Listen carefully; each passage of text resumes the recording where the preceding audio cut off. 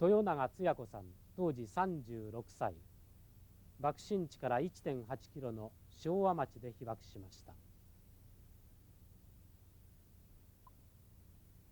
修学旅行生の子どもたちを相手に被爆体験を語る豊永さんは、被爆当時2人の子どもの母親でした。当日、豊永さんは下の子どもを連れて建物疎開の作業に出ていて被爆しました。自らは大怪我をしましたが、子どもは物陰にいて奇跡的に無傷で助かりました。子どもを抱いて2キロ余り離れた自宅にたどり着くまでに8時間もかかったといいます。被爆した時は36歳でございました。家族構成が、9歳と3歳の男の子と私と3人で、すでに母子家庭でございました。ちょうどその日は私の住所を申し上げますと、現在の、広島市東区の山根町というところでございます。その山根町の勤労奉仕の日にあたりまして、私も義勇隊の一員として出動したのでございます。で、男の子、9歳の男の子はちょうど中耳炎になりましたので、秋郡の坂町というところにの耳鼻科に行っておりまして、不在だったもんですから3歳の男の子を連れまして、そして昭和町というところに向かいました。ちょうど動員されました人が150名おりまして、その人たちのこれから作業が始まるので、場所とそれから作業を今から話すからということで、最初に点呼を取りますね。点呼を取りますからということで、一列応対に並んでました。そして、その時が8時15分だったと思うんですが、号令をかけまして番号って言われまして、私が7番ぐらいにいたと思うんですけれども、12345までは覚えてるんですけれども、その瞬間もうすっごく目を射るような閃光とともに爆音というんですかね、すごい音がしまして、そしてその後すぐに私は頭から誰か熱湯をかけたんじゃないかなと思っていた瞬間に、大きな木刀で頭を殴られたような気がしましたけれども、そのまま意識を失ってしまいました。でもうずっとわからなかったんですけれども、それからどれぐらい経ちましたか、子供が「母ちゃん痛い痛い痛い」って泣くもんですから、ふと気がつきまして見ましたところが、子供の上に私がかぶさっておりました。だから160人の中でたった一人の無傷だということでございました。もうやけど一つもしておりませんし、擦り傷一つもなかったのです。でもやっと起き上がりまして、そして座ってたんですけれども、お母ちゃん頭に火がついてるとか洋服が燃えてるとかっていうもんですから、帽子を取ったり服を脱いだりして始末しまして、そしてなんとなくこう顔が鬱陶しいもんですから、顔に手をやりましたところが、顔の皮がみんな抜けてしまいまして、顎のところに下がっておりました。無意識でそれを取ったんですけれども、何だろうと思って鬱陶しいから取ったんですが、多分それが、皮だったんだと、皮膚だったんだと思います。でそこを去っていくんですけれども、たくさんの人がみんな肘山に肘山にと逃げていくもんですから、道もいっぱいでした。緩やかな坂道ですけれども、その坂道を登っていきながら、両端を見ますと、もうたくさんの人が倒れており、それから血だらけになって狂っている人もいました。でもう私が一番もうすごいなと思って目を覆ったのは、背中が2箇所ほどもう避けておりましてね、そこからどんどん出血するんです。でそのためにもうその人は青息吐息でこうハイハイして上がってるんですけれども、私ももうそのそばにずっと立ってたんですけれど、約5分ぐらいした時に出血多量でそこに倒れてしまいましたけれども、多分息引き取ったと思います。でそういう人はその人一人じゃなくってたくさんそこらにおりました。傷は大小にかかわらず血だらけの人がいっぱいおりました。手の片っぽない人もいました。目が振り抜けてない人もおりました。歩くのもやっとというふうな人が支えられて、やっと檜山に逃れてきたんだと思いますけれども、あるお母さんが一人の赤ちゃんをおんぶしてましたね。その赤ちゃんはもうどこで被爆したか分かりませんけれども、ずるずるに焼けてるんです、背中が。そしてもう全部背中が焼けてるもんですから、赤ちゃんは亡くなっていました。で首がブランブランしてるんですけれども、そのお母さんは死んでるっていうことが分かってるか分からないか、なんか発狂してるみたいで、私には発狂してるようにしか見えませんでしたけれども、おばさん赤ちゃんがね亡くなってるみたいよ言ったら、いいえ赤ちゃんねおっぱいが欲しいんだけども、もうすぐそこでやりますからいいんですって、いいんですからって首を横に振りまして、そして手を片っぽこう赤ちゃんじゃなくて小さい子供の手を引いてて被爆したんだと思いますけれども、その子供の手をこう引っ張って歩くような格好してはまた後帰りし、また行ってはって、そういうことを繰り返していました。そういう人もたくさんいたと思いますけれども、私が目撃したのはその方一人だったんですけれども、でも大きな声で子供を抱えて叫びながら右往左往と同じとこをあちこちしている人がたくさんいましたけれども、多分発狂しているように私には見えました。もう自分が辛いもんですから人をかばってるあれはなくって、それでもう檜山で、かなりの時間過ごしたんじゃないかと思いますけれども、檜山のてっぺんに登りまして振り返ってみましたら、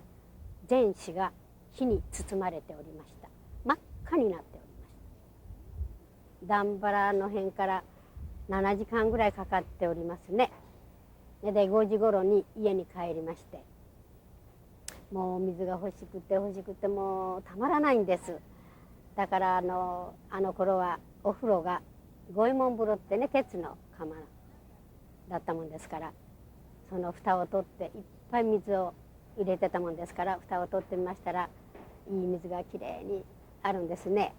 ああこれいっぱい飲もうかなと思ったら、子供が「お母ちゃんお水飲んだら死ぬっておじちゃんが言ったよ」って言ったんですけれど、もう見たらたまらなくなって、飲み出しました。そしたら子供も一緒になってもう飲みました本当に、お腹がパンパンになるぐらい飲んで、そのお水のおいしかったことを言ったら、本当にもうこんなおいしいものが世の中にあるかというぐらいおいしくお水をいただきました。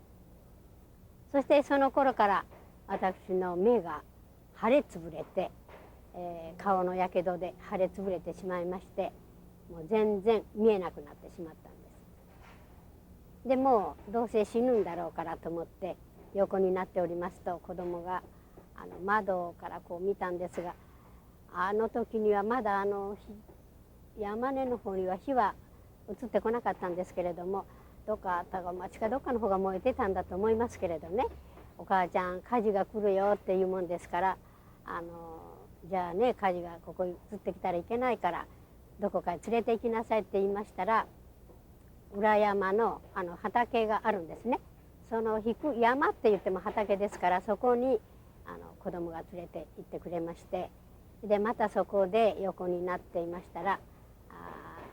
芋畑のようでした。そして収容されるんですが、その収容された場所が、その時の試運館といいまして火葬場でございましたね。ですからその火葬場がどんなになってどういうふうになってたか全然私は目が見えないのでわからなかったんですけれども、ひとまずそこに収容されまして、そしてまあひどいやけどですねって言いながら近所のおばさん方がきゅうりをすってくれましてね、そのきゅうりをやけどした患部にずっと塗ってくれたんですが、それがもう冷たくてとってもいい気持ちでした。でその上に、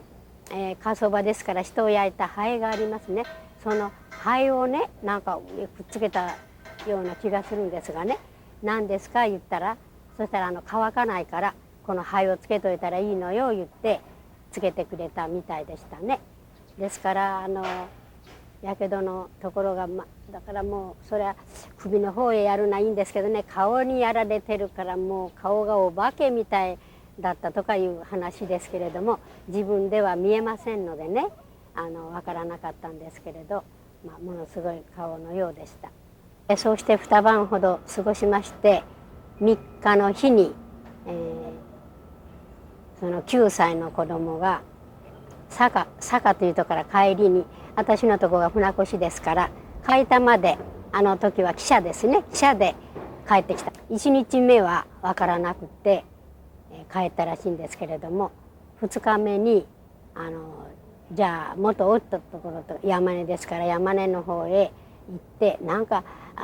大筑田尾の死運館というところにやけどした人が収容されてますよいうことを聞きまして、でそこに来たんですけれども、豊永おりませんか、豊永おりませんかって大きい声で言っているもんですから、ここにいますよって手を挙げてもわからないんです。それからうちの次男坊はひろゆきって言うんですが、あらお前ひろゆきじゃないかって、お母ちゃんはお母ちゃんここにいるよって言って私を指さすんですね。そしたら父が言ってるんです。それはお母さんじゃないって、あんたどっかのおばさんを連れてきたんだろうって、お母さんそんな顔してないよって言ってるんです。いえ私つや子ですって。あんたつや子かって。私つや子です。わあなんとひどい顔になってひどい体になって、なんだそれは言ってね、父親がおいおい泣きました。その時に私の姿を見ましてね、泣きましてね、なんていう姿になったんだ、泣きながらこう第八車にですかね、あれに積んで、そして船越に連れて帰ってくれまして、翌日から私の里です、里に連れて帰ってくれまして、そこで生活するんですけれども、さあ今度はその3歳の子供が放射能のために下痢が始まります。その下痢が1日にね3回や5回じゃないんです、10回から15回ぐらいの下痢でものすごいんですね。それでもう細くなってしまいまして、手も足も本当に細くなってしまって、もう今晩が持たないだろうとか、明日はダメだろうとかいう日が、3日も4日も続いたと思います。でそうして、私の治療は今度は昔は歯ブラシ、歯磨きが粉だったんですよ。でその粉をねなんか食油で天ぷら油ですね、あれでこう溶きまして、そしてつけてくれます。ただ油がついてるからね、あんまり乾かないんですね皮膚が。だから皮膚が乾くと痛くなるんです。だから皮膚が乾かないように油で溶いて、そしてその歯磨き粉をね油で溶いてつけてくれます。もうだからそれからずっと医者の手が離れませんね。いまだに1年に1回からないし2回ぐらいのレントゲン取ったりカメラを飲んだりして検査しております。それは放射能のせいで、どうにもならないっていうことなんですが、今は十二指腸潰瘍をやられてるみたいですね。でもこれは一生治らないっていうふうに、医者からは言われてるみたいですね。まあ4年や5年もあれですね、大きなこう真っ赤になりましてね、ここらもみんな真っ赤になりましてね、そして斑点みたいなのがよくできてましてね。で寒い時に外へ出ますとね、そんなに3年も4年も経ちましてもね、寒い時外へ出ましてね、帰ってくるとねすごく痒くなるんです。もう体中が温まりますとね。でかきますとね、こんな大きなねなんていうのかな、湿疹っていうのか、ホロセって言いますよね、よく。あれがねできてたんです。3年も4年も経ってもねそういうふうでした。ですからね、寒い時は外へ出るのが怖かったです。私の里にですね、親戚の人がだいぶ来たみたいですけれども、その親戚の娘さんっていうのは500メーターぐらいのところにいたんですけど、屋内にいたんです。ですから全然無傷でした。きれいでした。ですけれどもですから終戦の時はまだ生きていましたからね、それから2日ぐらいして亡くなったんですが、それまでにすっごい血を吐くんです。すごい血を吐きましてね、毎日洗面器へこう血を吐いて、そしてなんか紫のね3センチぐらいの直径3センチぐらいのもう斑点が体中にできて、そしてガブガブ血を吐きながら亡くなりましたけれども、死ぬ前に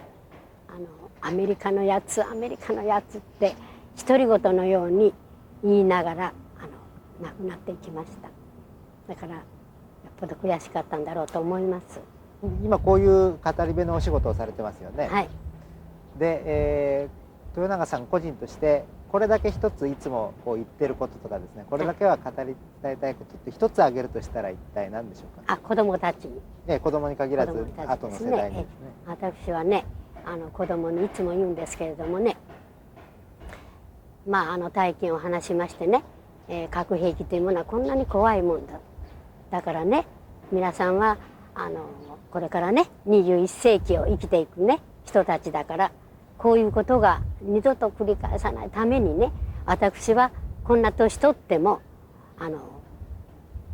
一生懸命ね皆さんに核の恐ろしさというものをね知ってもらおうと思ってこうして話し続けているんですからね。ですから平和って言うけども、平和が何か皆さんにわからないと思いますけれども、今のこういうのが平和だから、そのためにはね核兵器があったらね世の中は平和はないんだから。ですからどうかね皆さんはこれから21世紀を生きていく若い人たちのために私は話してあげてるんだから、だからあなたらが核兵器をなくする撲滅するということが大きなねあなたらの任務なのよって言うんですよね。これが大きなあなたらの課題だから、どうかそのためにね頑張ってくださいよっていうことだけはねいつも言ってるんです。そしてこの話がねもう本当あなたらは40年も前の話だから昔話のようにね聞こえてるかもわからないけども本当なんですよって。で私はね原爆の跡があんまりないから、だから原爆にあってもこんな顔してるんかっていうようなことを考えないでね、本当にあった話で恐ろしいもんだということをねがよく分かったでしょうって。だから